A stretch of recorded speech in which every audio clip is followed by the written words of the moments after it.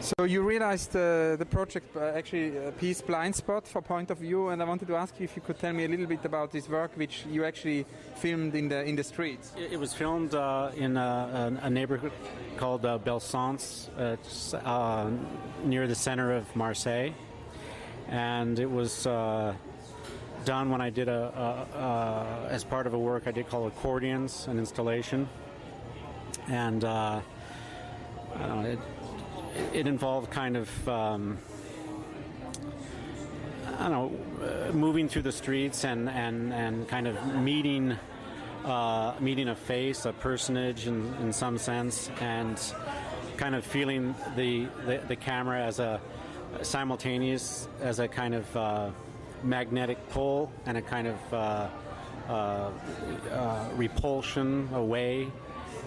So it sort of had to do with this tension, and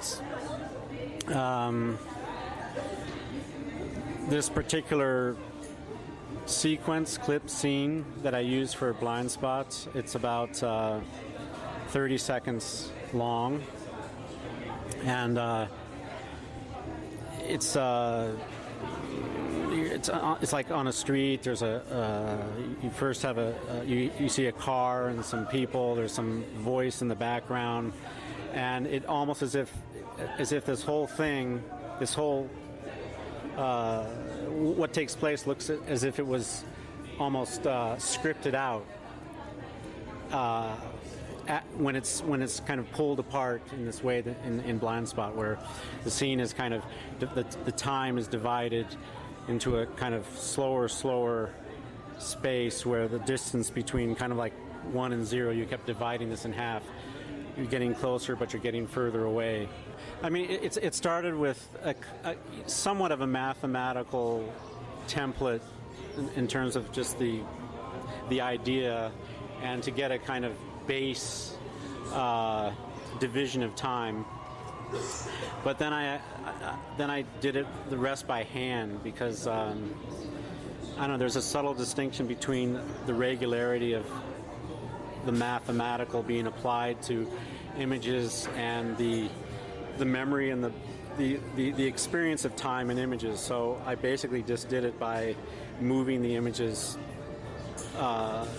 individually, each frame, and then 2 frames and 3 frames. And I mean, the way I like to think about it is like you're in a hallway, and there's rooms on either side, and as you enter a room, this is in fact the black space. It's almost like the space of thinking about the image that you just saw and thinking about the image that's going to arrive. Then you exit the space, and when you're in the hallway, you sort of see the next image, the next frame, the next piece of information, and then you enter another room of black space in order to sort of think about this. So in a way, somewhat of a stretching of time, but it's almost more like a kind of space which opens up kind of the time of thinking and the time of seeing, so that it's not so fleeting. It's kind of continually always arriving towards some point that never arrives, in some sense. It kind of moves from almost the idiomatic frame of scene, of just vision of your eyes, of taking in things, to a kind of photographic point which is adjacent to non-scene, just blankness of something that makes you kind of reflective upon the whole process of seeing itself.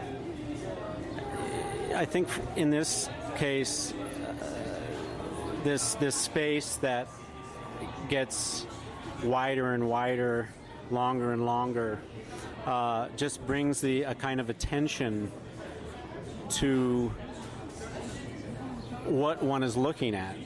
And I was somehow curious if from this unrealized part of Blind Spot, we could maybe go on talk a little bit more about some of your favorite other unrealized projects. I was wondering if you could tell me about some of your projects which might have been too big to be realized or too small to be realized, or projects which might have been censored or forgotten, or, I mean, unrealized for many reasons.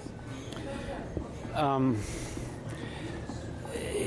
mean, in a way, I really don't harbor ideas. I don't collect projects.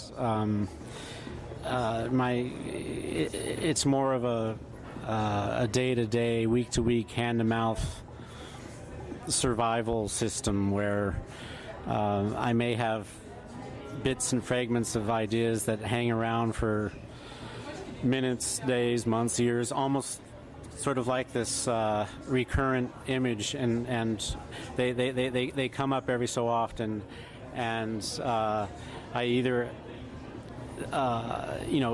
keep them for the next go around, or they're sort of discarded. I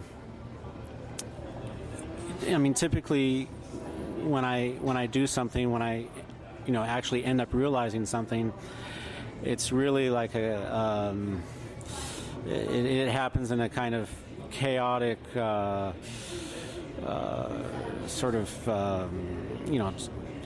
the situation is usually drastic, and it's something that I have to do, or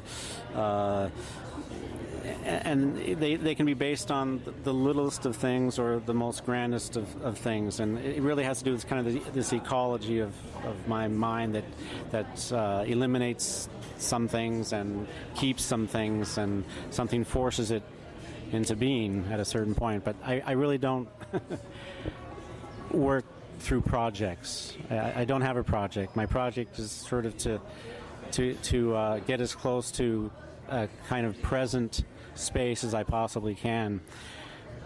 A space probably in which would eliminate the need for projects and or art.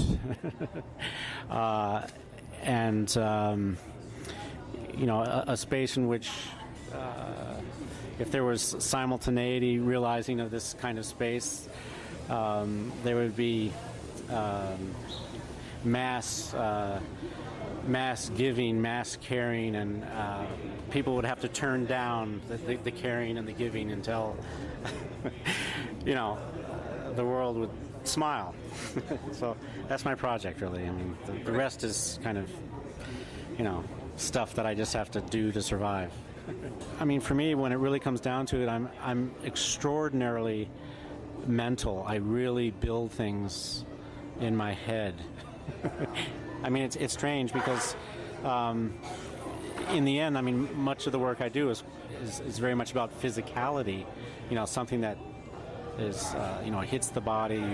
You sense it right away what it is. It's not something that needs to be kind of thought about before you enter. It's there, and this is somewhat of a paradox because I can be laying on my couch in my apartment and think of a whole work just like that, and then I just realize it. I really don't need a studio.